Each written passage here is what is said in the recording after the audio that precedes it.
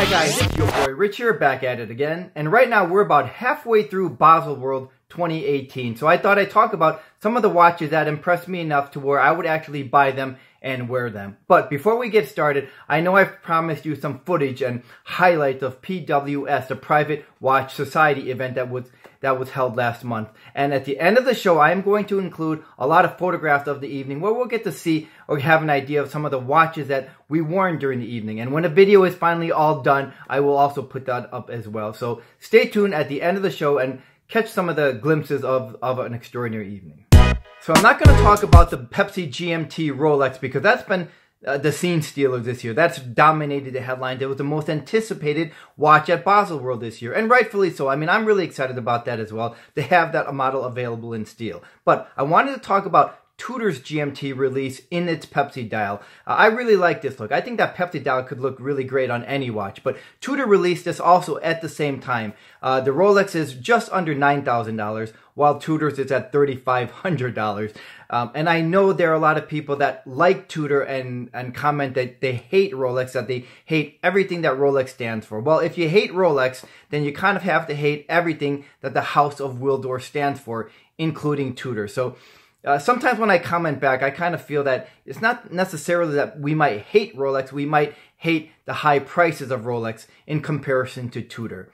And I have also heard a lot of comment that Tudor is its own watch, it's its own standalone watch, and they are tired of that being compared to Rolex. But it's inevitable, it has to be compared to Rolex. And I think this year's Basel release is also a great confirmation of that they released a Pepsi the same time as they did with the Rolex. It's not a bad thing. I've said it before, Tudor needs Rolex to be compared to show that it's a great value watch. So that's not a bad thing for the people that love Tudor and claim that they hate Rolex. They're really under the same umbrella.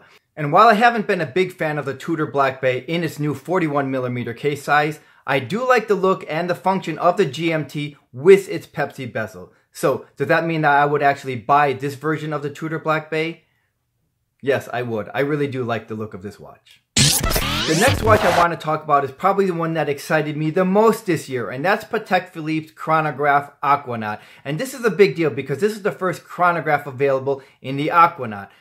This is just over 42mm, and I really like this watch a lot. And if you watched my last show, which was about chronographs, because that's the watch that I'm considering as my next watch, I talked about the two contenders that I go back and forth with, and that's between the Zenith and the Parmigiani. And there are actually two that I go back and forth with, and they are between the Zenith and the Parmigiani. And at the time of this filming, it's still the Zenith. But this Aquanaut really is it's just fantastic looking. It's just a shade over 42mm, but its price is also $44,000. So it's not on my short list, and it's not a real challenger to the Zenith, nor even the Parmigiani, just because of the price point. But we're pretty loose and casual around here at what's on the wrist, and we often fantasize or put ourselves in hypothetical situations. So what if this Aquanaut was in the same price level as, say, the Zenith at $7,000? Would I want the Aquanaut instead?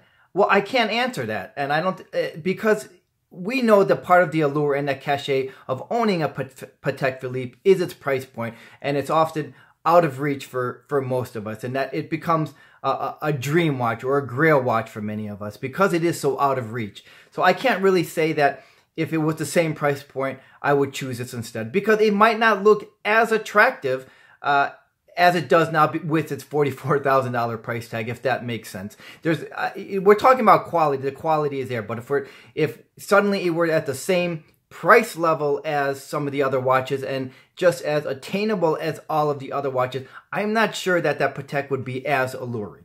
The next watch I really like is the Seiko Presage. This is triple fired hand enamel dial, and this dial is just gorgeous. I really like its power reserve. Everything about this watch smells quality. In fact, it kind of rivals, or looks like, I should say, a Grand Seiko. It's just a stunning looking watch with its alligator strap.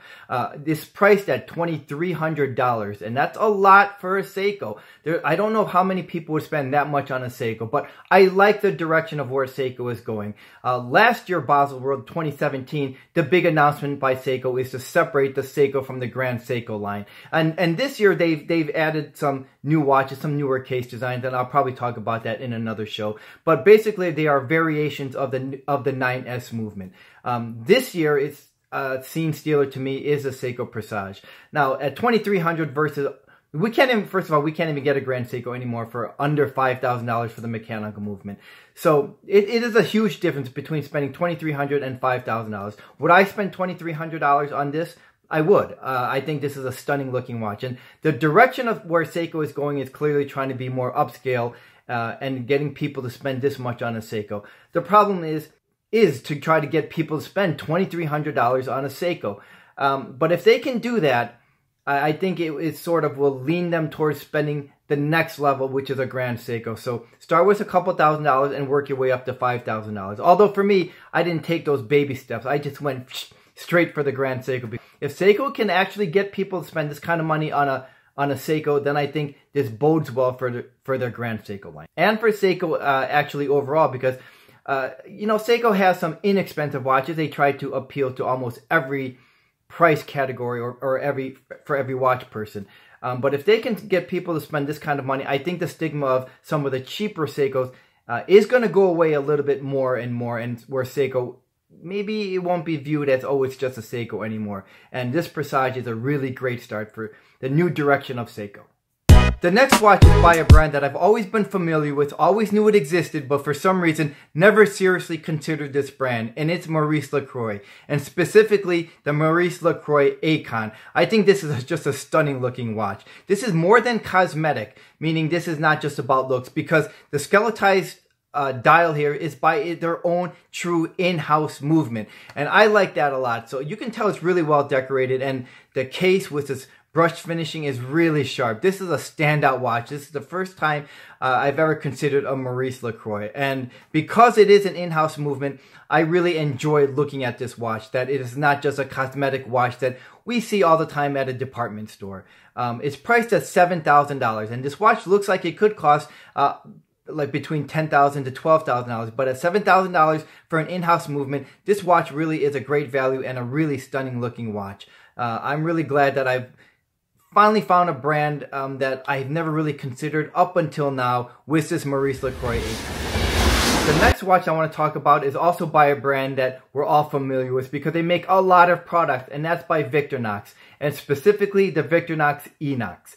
The first thing that this reminded me of was clearly Vacherons Overseas with a scalloped bezel. But this is priced at $1,200 versus Vacherons $15,000 or $16,000. But they also have this available in a diver's version, and that's only $700. But going back to this one, the caliber 2824, because it's powered by the ETA 2824. This is a really nice looking watch. Victorinox, we know that they make so many other products. Swiss Army knives is probably one of the things that comes to our mind. They make luggage. They make a lot of durable products, and their watches are also known to be really durable. Between the divers and this one, I actually like this watch a lot. I'm very surprised that I actually like a watch that is so expensive that reminds me of a more expensive watch, because that's not usually my taste. But I do like the blue dial, the guilloche that they have going on in this Victorinox makes it kind of really appealing to me. Would I spend $1,200 on this watch? No. Even though I did say at the beginning that I would buy any of these watches and wear any of these watches, I would, but not at $1,200. I haven't determined what price that I would be comfortable wearing this watch or buying this watch for, but it is a watch that I would wear. The final watch I want to talk about is more like an honorable mention, because I don't have all the information on this watch, and neither does one of the Hublot boutiques, at least at the time of this filming. And we're talking the Hublot Big Bang Referee. This is a smartwatch. It is powered by Intel. It has an AMOLED screen. Its pixels are 400 by 400, which means we're going to get a very crisp image on its 46mm case size. It's also available in titanium. And some of the features of this is, well, first of all, you can customize any team. It has all the nations around the chapter ring. It will also vibrate every time a goal is scored, and it will also flash goal in big letters across the screen. It will also show anytime a yellow flag or a red flag is drawn.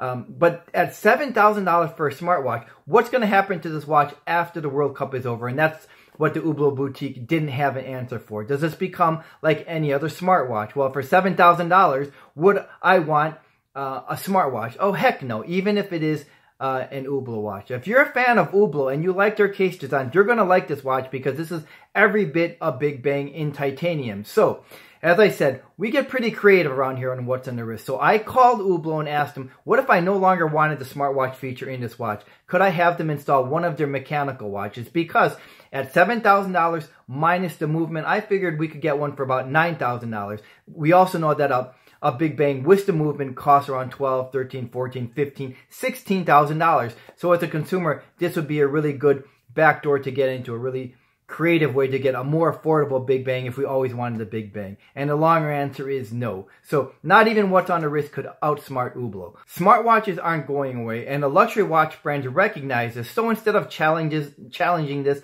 or ignoring it, they're embracing it and trying to organically make smartwatches within their lineup, such as a Tag Heuer Connected, Hublot. There are a lot of other watch brands that do this as well. I don't think the smartwatches as we know them right now, which are basically reflections of our phones with apps and games, are going to remain this way. I think they're going to be more biometric, where they're going to measure our blood pressure, our heart rate. They're going to be more health conscious for us. And I think that makes sense. So that's going to be the direction I think of the smartwatches of the future. So do I think Rolex will ever get into the smartwatch segment? No. Or I can't say definitively no. I'm going to say 99.999. 1 hour later. 0.999% no. But of course, Rolex was also late into getting into the larger watch era. It wasn't until maybe a good 4 or 5 years into the 44 millimeters and above that Rolex finally released their Deep Sea in 43 mil. So there is a slim chance that they might get into the smartwatch business if every other watch is doing that as well. And if they can do something differently. I actually think Tudor would get into that game first before Rolex. And then, actually, no, I actually don't think Rolex would ever do this. I think Tudor could do this because they are more useful. They are more geared for the youthful audience. And a smartwatch by Tudor could go a long way if they can do it properly. Thanks for watching, and I'll see you the next time.